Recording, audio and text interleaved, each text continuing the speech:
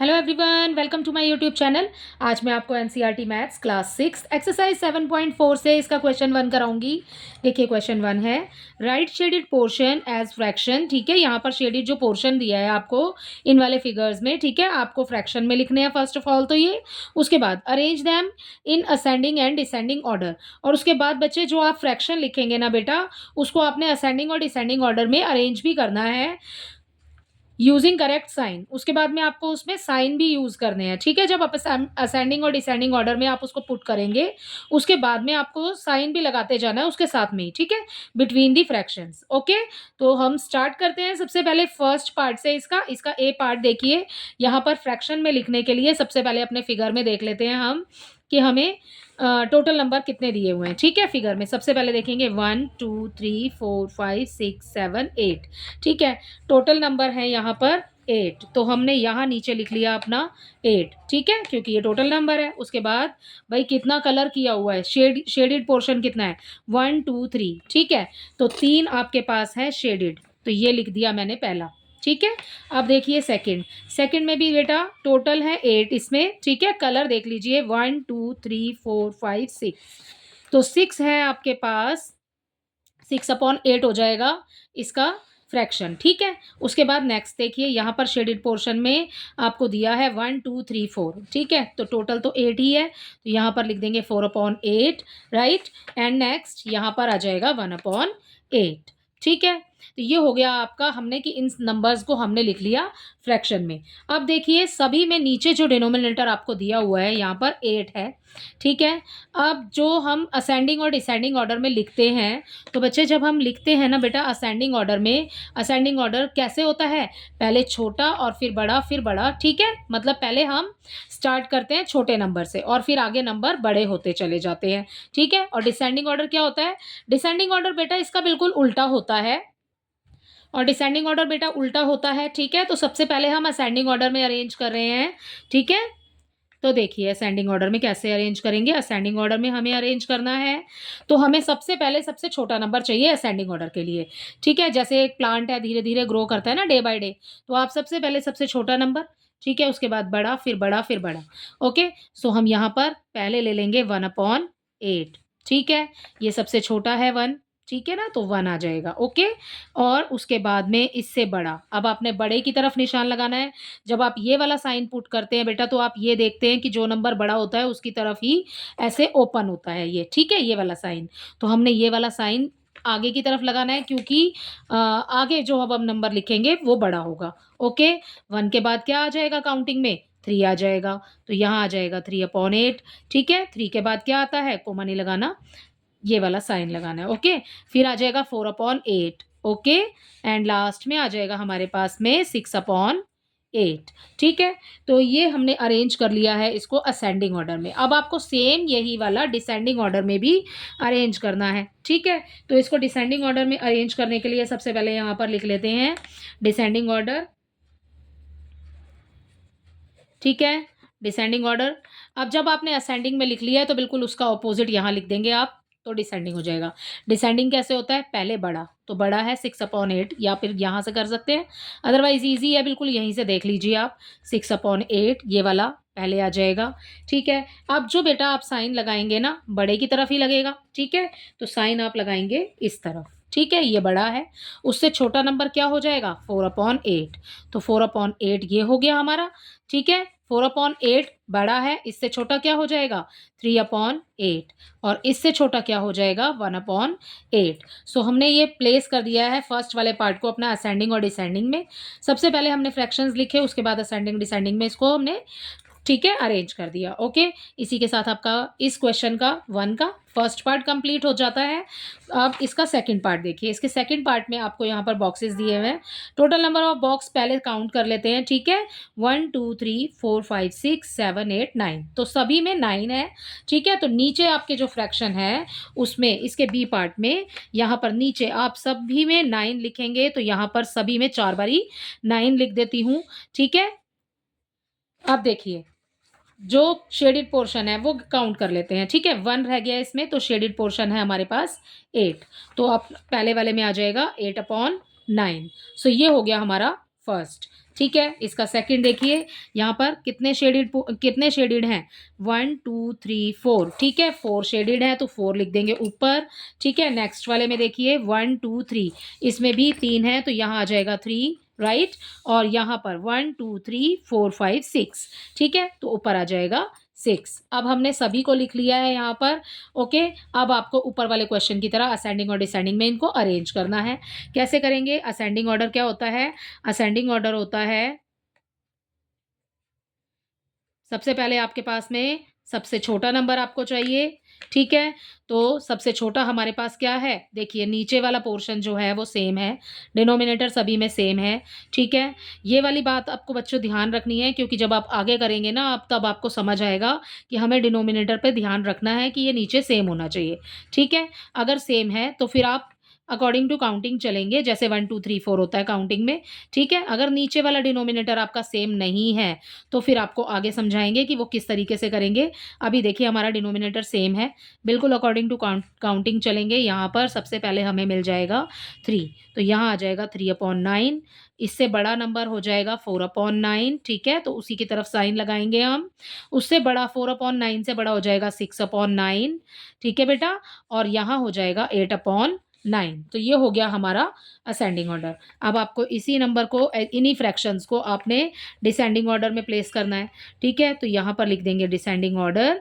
ठीक है, उसके बाद में जैसे ये लिखा है बिल्कुल ऑपोजिट हो जाएगा इसके, 8/9 आ जाएगा नीचे। यहाँ पर साइन आएगा क्योंकि 8/9 ग्रेटर है। ठीक है, किससे? 6/9 से, तो सेकंड हो जाएगा 6/9। ठीक है, फिर आ जाएगा 4/9 एंड यहाँ आ जाएगा लास्ट में आपके पास 3/9। जो असेंडिंग ऑर्डर होता है उसमें छोटा नंबर आगे और डिसेंडिंग ऑर्डर में बड़ा नंबर आगे, उसके बाद छोटे-छोटे होते चले जाएंगे। ठीक है, तो ये हमने कर लिया इस आपके क्वेश्चन नंबर 1 का। देखिए यहाँ पर ए और बी पार्ट। ओके, सो ये वाला तो हमने इसमें कर लिया। अब इसका सी पार्ट देखते हैं नेक्स्ट पेज पर। देखो बच्चे, इसका सी पार्ट है, show 2/6, 4/6, 8/6 and 6/6 on the number line. आपको ये जो फ्रैक्शन यहाँ पर दिए हैं बेटा, इनको आपको नंबर लाइन पे शो करना है। ठीक है, एंड नेक्स्ट आपको आगे दिया है put appropriate sign between the fractions given. यहाँ पर जो आपको ये फ्रैक्शंस दिए हुए हैं, आपको इनमें साइन लगाने हैं। ठीक है, साइन कैसे? जैसे हमने ये वाले साइन प्लेस किए ना अभी। ठीक है, यही वाले साइन आपको इनमें पुट करने हैं। यहाँ पर ये सी क्वेश्चन जो है, सी पार्ट जो है इसका फर्स्ट वाले का, ये 2 पार्ट्स में है। ठीक है, यहाँ पर इसको तो नंबर लाइन में आपने प्लेस करने हैं ये वाले फ्रैक्शंस, और उसके बाद में यहाँ पर आपने लगाने हैं साइन। तो इसको देखिए यहीं पर समझ लेते हैं, बिल्कुल इन्हीं फ्रैक्शंस की तरह ही तो लिखा है बिल्कुल। ठीक है, देखिए सिर्फ समझना है आपने कैसे करेंगे। देखिए यहाँ पर आपको दिया है 5/6 और 2/6। मैंने आपको बोला कि आपको ध्यान रखना है कि आपका डिनोमिनेटर जो है वो सेम होना चाहिए, नीचे वाला नंबर मतलब सेम होना चाहिए। ठीक है, और ऊपर वाला अब देख लेते हैं हम। यहाँ पर नीचे वाला नंबर जो है हमारे पास में सेम दे रखा है, हमें 6 दे रखा है। ओके, डिनोमिनेटर इसमें हमारा सेम है, 5/6, 2/6। तो अकॉर्डिंग टू काउंटिंग चलेंगे। ठीक है, 2 छोटा होगा और 5 होगा बड़ा। ठीक है, तो साइन आपका किस तरफ आएगा? इस तरफ आ जाएगा। तो 5/6 इज ग्रेटर देन 2/6। ठीक है, यहाँ पर इसके आंसर में लिख लेते हैं 5/6 एंड बॉक्स बना हुआ है, ये हो गया आपके पास 2/6। ठीक है, तो 5/6 हो गया आपका बड़ा। ठीक है, उसके बाद में देखिए 3/6 एंड 0, यहाँ पर लिख लेते हैं इसके 3/6। ठीक है, इसका सेकंड पार्ट में 3/6 एंड 0। 0 क्या होता है बच्चों? 0 का मतलब तो कुछ भी नहीं होता है। ठीक है, नथिंग होता है, 0 इज़ नथिंग। एंड यहाँ पर अगर हम इसको कैंसिल भी करते हैं तो हमें मिलेगा 1/2। ठीक है, 1/2 कितना होता है? आधा होता है भाई। 0 क्या होता है? 0 तो कुछ भी नहीं होता। ठीक है, तो कुछ भी नहीं से तो ज़्यादा ही है ना आधा। तो this number is greater than 0। ठीक है, सो यहाँ पर हमारा 3/6 इज ग्रेटर देन 0 हो जाएगा। ओके बेटा, नेक्स्ट देखिए, नेक्स्ट यहाँ पर दिया है आपको 1/6, इसके थर्ड पार्ट में आपको दिया है 1/6। ठीक है, उसके बाद है अपॉन में 6/6 है नेक्स्ट वाला। ठीक, अब देखिए ये है आपके पास 1/6 और ये है 6/6। अगर हम इसको कैंसिल कर देते हैं तो हमें मिल जाएगा 1। ठीक है, 6 1 6, 6 1 6। ओवरऑल ये कितना हो गया? ये ओवरऑल हो गया 1, और ये कितना है? 1/6। ठीक है, तो कौन सा बड़ा हो जाएगा? 1 ही बड़ा होगा भाई। ये तो इसका एक छठे का 1 पार्ट हो गया ना, और ये हो गया पूरा 1 हमारे पास में, ठीक है? तो 1 इज़ ग्रेटर देन 1/6। और अगर आप इसको कैंसिल नहीं भी करते बच्चे, तो भी आप देखिए, हमने नीचे डिनोमिनेटर में हमारे दोनों नंबर सेम है, हमने काउंटिंग के अकॉर्डिंग चलना है, तो 1 ज़्यादा है या ऊपर वाला 6 ज़्यादा है? भाई 6 ही ज़्यादा है, ठीक है? तो 1 इज़ स्मॉलर देन 6, ठीक है? तो यहाँ पर हमारा ये वाला नंबर हो जाएगा ग्रेटर, ओके? इसका लास्ट पार्ट देख लीजिए, इसके 4th पार्ट में आपको दिया है बच्चे यहाँ पर 8/6, 8/6 एंड यहाँ हो जाएगा 5/6, ठीक है? डिनोमिनेटर बिल्कुल सेम दिया है बच्चे यहाँ पर, ठीक है? आप देखिए 8 ज़्यादा है या 5 ज़्यादा है? ऑब्वियसली 5 ज़्यादा है, तो ठीक है, यहाँ पर आ जाएगा हमारा साइन, राइट? तो इसी के साथ आपका इस सी का ये वाला पार्ट तो खत्म होता है कि आपको साइन कहाँ पुट करने हैं, ठीक है? आप देखिए, आपको ये वाले जो नंबर्स हैं ना, ये फ्रैक्शन में जो दिए हैं, आपको बेटा ये पुट करने हैं नंबर लाइन पर। तो नंबर लाइन ड्रॉ कर लेते हैं इसके लिए सबसे पहले। तो यहाँ पर देखिए, यहाँ इसके सी पार्ट में हमें नंबर लाइन ड्रॉ करनी है, तो हम नंबर लाइन पहले आपको ड्रॉ कर लेनी है, ठीक है? 0 से स्टार्ट कर रहे हैं और उसके बाद आगे तक लगा देते हैं, 12 तक लगा देती हूँ, चलिए ठीक है? उसके बाद में आपने यहाँ पर तो लगाना है एरो, ओके? अब अपने नंबर्स देख लीजिए, यहाँ पर देखो 2, 4, 8 एंड 6, ठीक है? तो 2, 4, 6 एंड 8, 2 का टेबल ही चल रहा है ऊपर, ठीक है? तो हम जो नंबर लाइन में नंबर्स पुट करेंगे ना बच्चे, वो हम यहाँ से पहले डॉट लगा लेते हैं, ठीक है? इसी तरीके से नंबर लाइन मैंने आपको पहले भी बताया है कैसे बनानी है, ठीक है? तो मैंने पहले डॉट मार्क कर लिए हैं यहाँ पर, ओके? अब इस नंबर लाइन में अपने ये जो फ्रैक्शन हमें दिया है ना, ये हम यहाँ पर लिख लेते हैं। तो हम इसको 0 से स्टार्ट करेंगे बच्चों, ठीक है? ये हो गया हमारा 0। अब हमें दिया है यहाँ पर 2/6, ठीक है? अब 1/6 भी लिख सकते हैं। चलिए लिख लेते हैं, 1/6 लिख लेते हैं, 2/6 हो गया, ठीक है? 3/6 हो गया, ओके।